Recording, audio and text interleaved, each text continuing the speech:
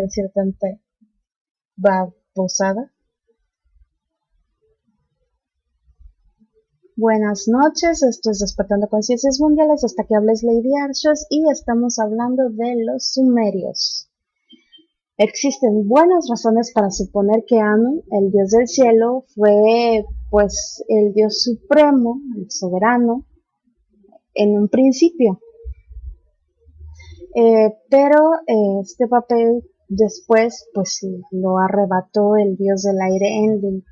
No lo arrebató, digamos que poco a poco lo fue tomando. La ciudad donde Anu tenía su templo era Uruk, de la cual hablamos la vez pasada, el programa pasado. Anu era adorado, eh, eh, pero poco a poco, les digo, fue perdiendo esta preponderancia y transformándose en un personaje, pues, segundón, ¿no? En los himnos, poemas de épocas posteriores, ya se le menciona poco y les digo, la mayor parte de sus poderes pues pasan al dios Enlil. Enlil. Este último, que es el dios del aire, de la atmósfera, etcétera, etcétera, es pues la divinidad más importante del panteón sumerio, la que tiene el primer lugar en el culto, en los mitos, en los himnos, en los poemas, etcétera, etcétera. No se sabe por qué sustituyó a Anu y por qué, pero los documentos más antiguos lo presentan como el padre de los dioses, el rey del cielo y de la tierra, el rey de todos los países. Los reyes decían que de Enlil habían recibido la realeza, que gracias a él había prosperidad, que gracias a él tenían sus victorias, todo sobre Enlil, ¿no?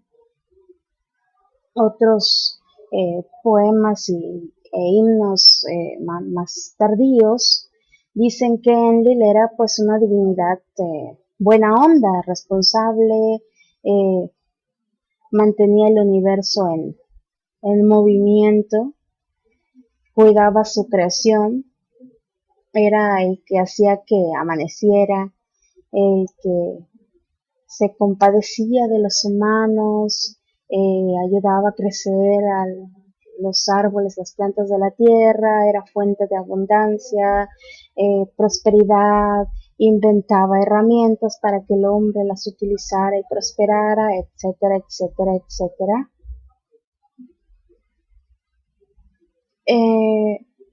Y entonces, pues te dicen todos los rollos, se dicen todos los rollos chidos del carácter de Enlil, con el objeto de hablar sobre un posible malentendido, dicen malentendido, del que se encuentran trazos en la mayor parte de los manuales, enciclopedias, también hablan los conspiranoicos, se encuentran los videos youtuberos y en todo lo que trata de la religión y de la cultura sumeria.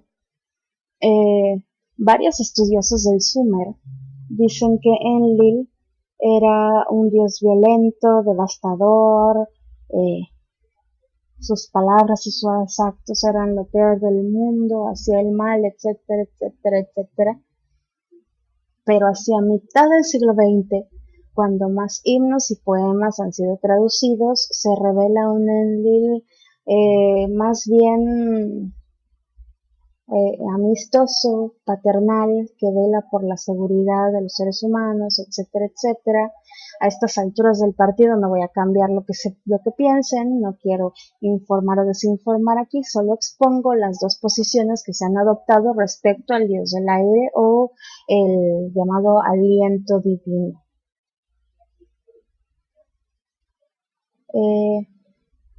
El tercero de los principales dioses sumerios era Enki, dios del abismo y del océano. La cuarta de las grandes divinidades era la diosa Ninhursag. Ninhursag. Bueno, Nina, porque es más sencillo, que es la dama majestuosa. Pero Anteriormente, esta diosa dicen que habría ocupado un puesto más elevado incluso que Enki. Eh, Se dice que anteriormente había sido llamada Ki, que es el nombre de la tierra, que era la esposa de Anu, que luego se junta con Enlil y que es la madre de todo lo que existe. Entonces habría sido la madre de los dioses. También se le conocía con el nombre de Nintu, que es la dama que pare. Los primeros soberanos sumerios se describían como alimentados con la leche fiel de Ninma, y por eso se le consideraba como la madre de todo ser viviente. Y volvemos a Enki, ¿no? Porque lo dejamos, lo dejé así como... Eh, Enki no era solamente el dios del agua, también era de la sabiduría y era el que se ocupaba de las actividades de la tierra. Según, según lo que ordenaba Enlil, ¿no? Enlil fijaba los planes generales y los detalles, la ejecución, Enki la tenía. Tenía todo tipo de recursos, lo definen como audaz, sensato. Hay quien compara a Enlil con el Dios Padre y a Enki con el Jesus de la cultura judeocristiana. Yo no sabría de eso, porque no creo que no vea a Enki como un Jesus para nada. Pero bueno, Enki es un dios productor de fenómenos naturales y culturales que fueron esenciales para la civilización sumeria. En ninguna parte de la civilización sumeria en sí está la pregunta de dónde salió esto y cómo se creó esto y qué fue primero, el huevo o la gallina. Simplemente Enki lo hizo, ¿no? Fue Enki y ya, me vale lo demás. Y estos son los 4 dioses más conocidos. Aunque, pues como les dije, hay un montón más. Está Inanna, Inanna la reina del cielo, diosa del amor y de la guerra. Y pues la diosa, la santa patrona de Uruk.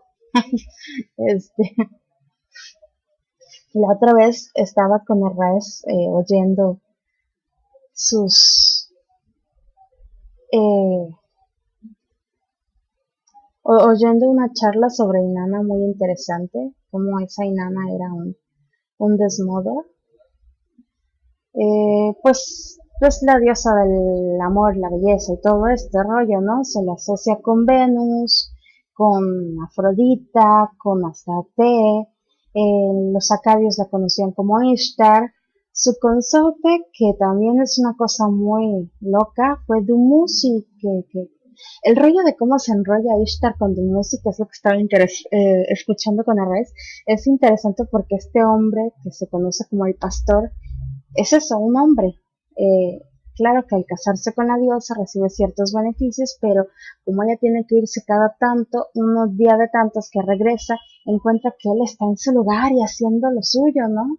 Entonces, pues como está usurpando su lugar, lo manda a lo que sería el Hades Sumerio, y él no solo va, sino que regresa.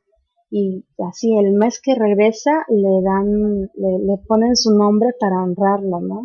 El chiste es que cuando ella se va, él se queda reinando y luego al revés, él es el que se va y ella reina y es un despapalle, pero lo bueno es que se quieren, ¿no?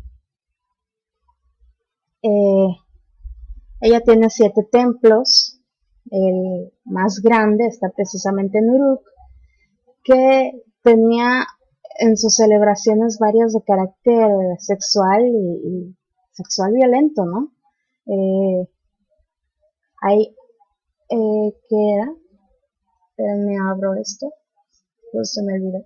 Era un poema, ajá, se tienen extractos del poema babilonio a Erra, en el cual se critica la actitud de un rey de Uruk, que no trata amablemente a las prostitutas, cortesanas, busconas, a los chicos alegres que cambiaron su masculinidad por feminidad, ni a los portadores de dagas, navajas, cuchillas y pedernal, porque estos con sus actos agradan al corazón de Ishtar. medio sexo acrobático, la Ishtar. Eh, Parece que el hecho de que los jóvenes durmieran en sus camas era algo preocupante y la copulación en las calles era una práctica habitual. Eh, Realmente me suena a muchas ciudades medievales, y tampoco voy a espantarme por eso. El papel de la prostitución no está claro y se dice que pudo haber una función ritual que se ha discutido varias veces sin llegar a nada en concreto. Luego está el dios Utu. ¿Cómo era?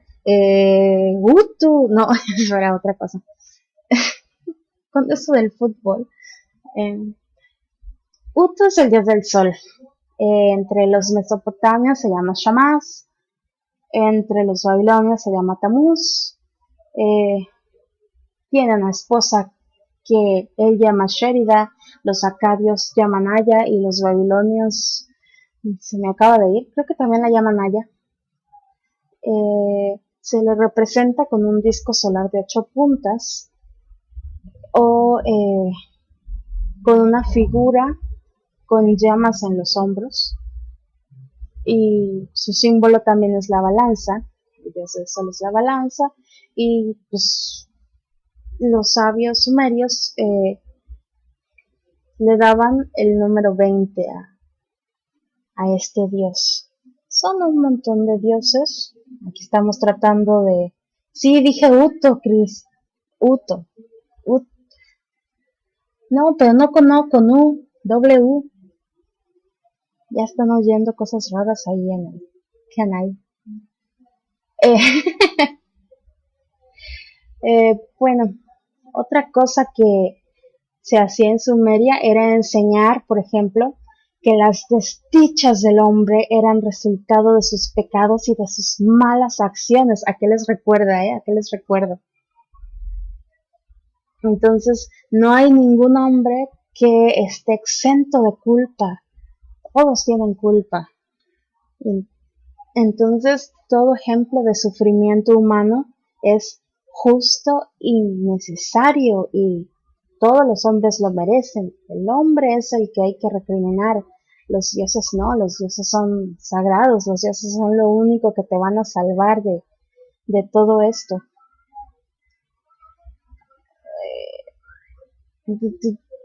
Casi como que estás en un rancho oyendo al padre, ¿no?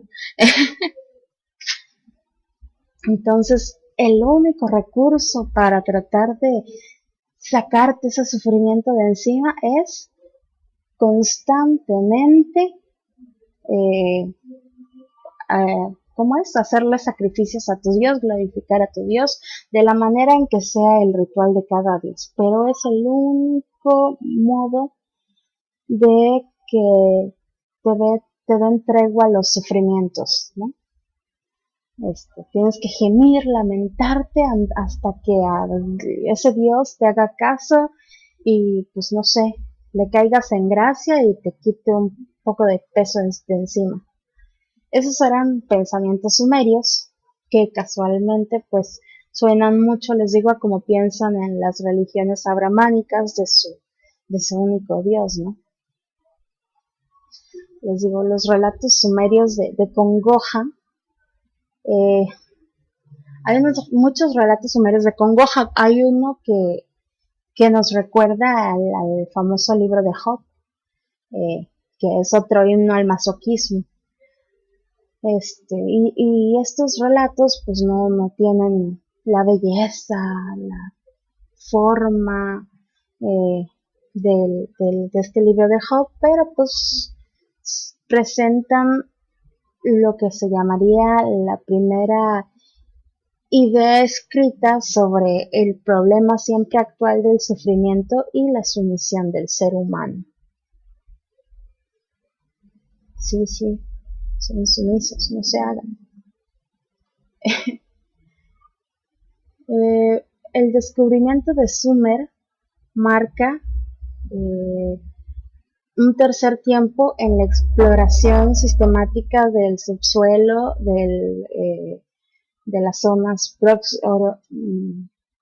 de Oriente cercano, eh, que se realizan desde principios del siglo pasado, ¿no? Pero penetrar en el misterio de los documentos de arcilla que se habían encontrado desde hacía mucho tiempo en territorio de lo que es el actual Irak, por ejemplo, pues es otra cosa. La escritura sumeria se conoce de refilón. Hay muchas partes que aún no se pueden traducir y muchas partes que se han perdido para siempre. Sin embargo, poco a poco, pues el ingenio se va imponiendo y nuevas y mejores traducciones se van logrando y nos van revelando, a lo mejor sin querer, un pelín más de lo que fue aquella gran civilización.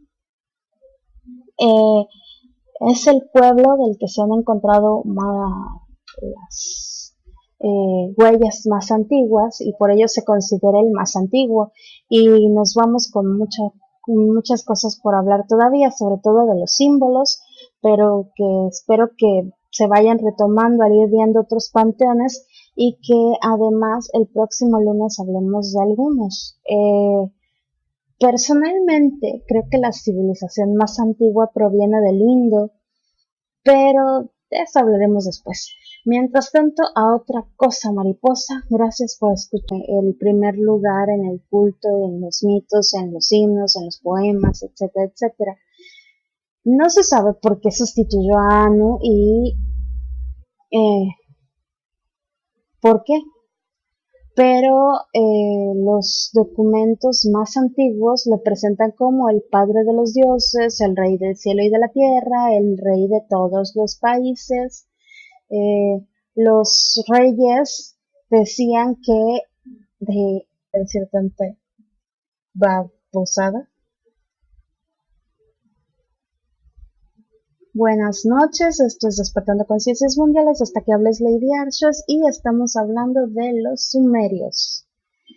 Existen buenas razones para suponer que Anu, el dios del cielo, fue pues el dios supremo, el soberano, en un principio.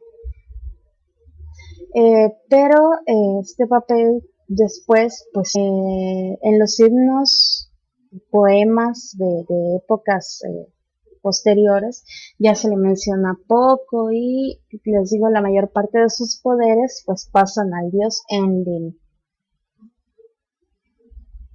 Enlil. Este último, que es el dios del aire, de la atmósfera, etcétera, etcétera, es pues la divinidad más importante del panteón sumerio. La que tiene Enlil habían recibido la realeza, que gracias a él había prosperidad, que gracias a él tenían sus victorias, todo sobre Enlil, ¿no?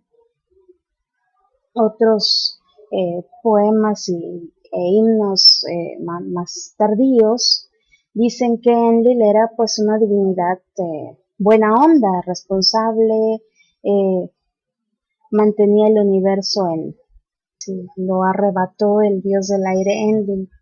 No lo arrebató, digamos que poco a poco lo fue tomando.